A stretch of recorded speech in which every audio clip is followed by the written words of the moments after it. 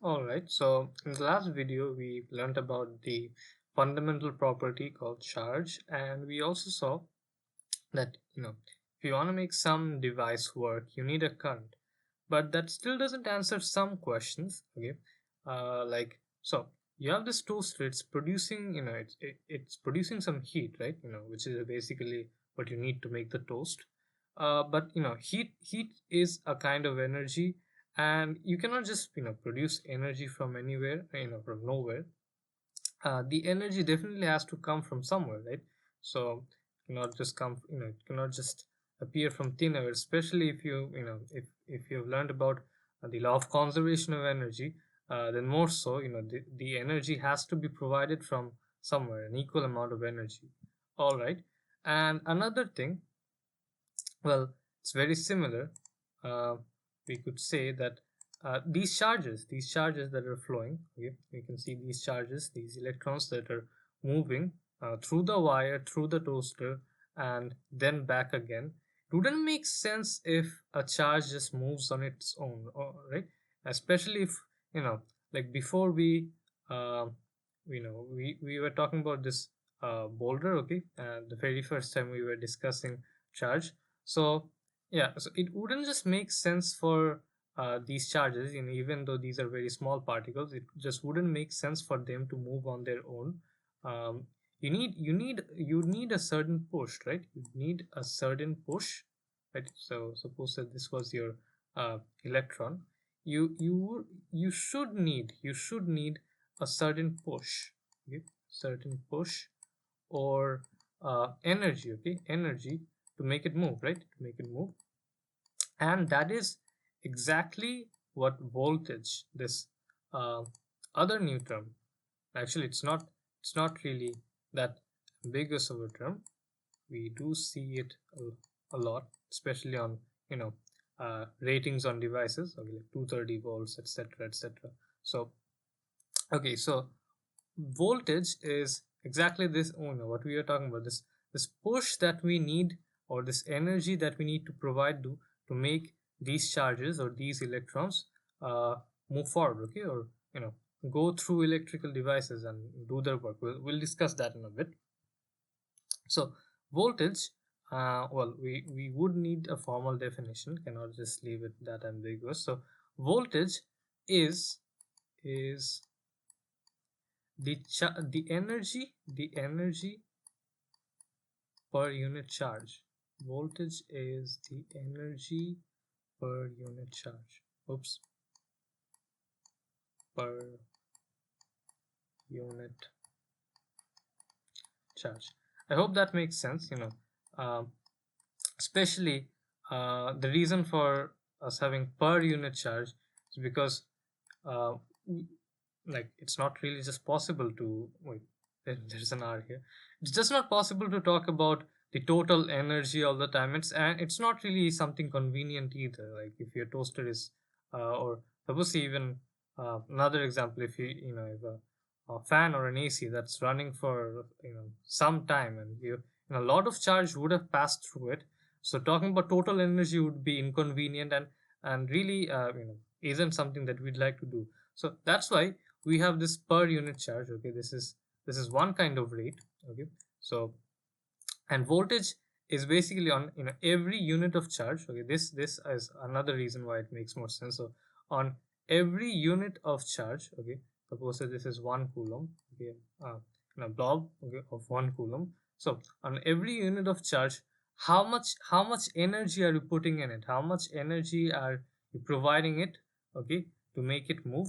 That is basically voltage, right? That is basically our voltage. So we at least got a sense for voltage. Now let's go back to this example, and let's say in these 10 seconds where 50 coulombs passed through this toaster, um, 250 joules are spent, okay. 250 joules, the source provides 250 joules. That that's basically being taken by the electrons to the toaster, and the toaster basically uses it. We'll talk about how it does, basically what's the conversion, in just a bit. But basically, this is, suppose say it burns 250 joules. All right. So I'd like to find the voltage. So using our definition, okay, so we defined it in words here, but we can also define it mathematically, right? So voltage, first thing, like any other physical quantity, like our charge which had a symbol of Q, or current which had a symbol of I, voltage actually has a symbol of V. Okay, pretty simple. But also it's one of the things that I do not really understand well in electricity. I'll just talk about that in a bit, is why they kept two things exactly the same, and the ones that are just next to they are basically directly related to each other. So the thing is, I'd, I'll not keep you in suspense. The thing is, voltage, let's just try to calculate. First we'll make a formula. Okay, so voltage V, okay, as I said, it's the energy per unit charge. So you have, per, basically you're dividing, right? So energy, the energy E, okay. Uh, I'll use this color. So the energy, wait, no. Let's see. I'll use this color for this one. Okay.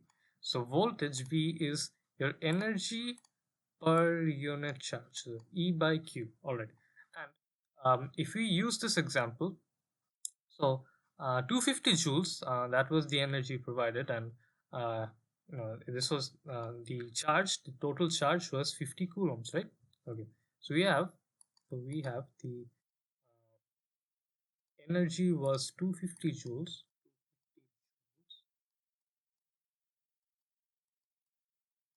and the charge was 50 coulombs, right? 50 coulombs. All right, so the numerical part, okay, we will get 250 by 50. That's basically 5, right? That's basically 5. So we have 5 joules per coulomb, right? Joules per coulomb.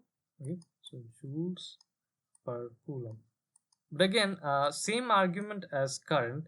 Voltage is really a very frequently used quantity in electricity. So writing joules per coulomb all the time, that would be really cumbersome and tedious. That's why voltage uh, does have a unit of its own. The SI unit of voltage, which is equivalent to joules per coulomb. Okay, this has to be equivalent to joules per coulomb. The SI unit of voltage is the volt. The volts, named after scientist Volta. I think his name is Alessandro Volta. I'm not 100% sure. Do forgive me if I'm wrong, and also definitely do forgive me if I'm pronouncing his name incorrect. So the unit is the volt, and this is what bothers me so much. It has the volt. It has a symbol of V, capital V, the same as what voltage, the same as voltage. And I don't know why this is, because usually in physics we like to use different letters for these, or at least in um, if in different fields, at least the electricity being one field, we do at least make sure to use different letters. I just don't know why, especially these two, which are just neck and neck with each other. They have the same capital V as the unit, sorry, as the symbol. I really don't know why, but anyways, so we just need to deal with it. So volt, yeah, that is the SI unit for voltage. So this we can write as this voltage, we can write it as 5 volts. All right, so that is at least enough for us to get a grasp on voltage. But let's just for comprehensiveness go back to this example and see what happens. Okay, so we know that the toaster produces heat. Okay, so it produces heat, but again the energy just doesn't come come from thin air. But now we know, right? Now we know that, okay, the supply, that's obviously providing electrical energy, right? That's obviously providing electrical energy. Wait, let it here. Electrical energy. Electrical energy. All right, that's clear. And this same electrical energy is being carried by the electrons, right? So that electrical energy is being carried by the electrons. And here this energy is, or at least most of it, is being spent, right? It's being spent, and it's being converted to heat. Okay, this electrical energy is converted. Okay, it's converted to heat. So you convert. Okay, so let's see, where can I write convert? So I'll just write it here. So this is, your conversion. You convert your electrical energy to heat energy. That's how you get this toaster working. So all right, I think that should be enough for this video, and uh, I'll see you in the next one. Study smart.